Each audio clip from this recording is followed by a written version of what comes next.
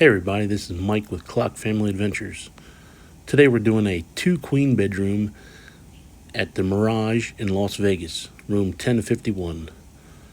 As you come in, off to your right is your bathroom. You got a little closet right here to the right with safe hangers.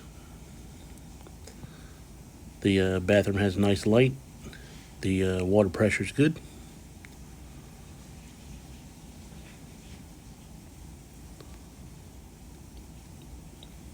Now, I will tell you one issue with this room was at the nightstands there is no receptacles. So if you need a plug, you may have to bring something with you.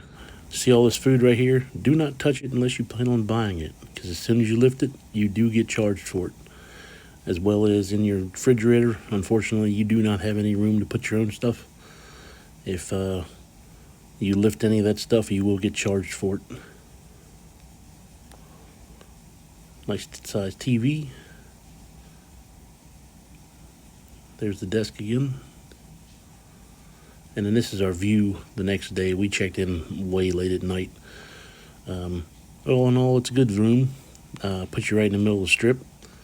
And I'll have some videos of the rest of the resort later on, as well as a king bedroom.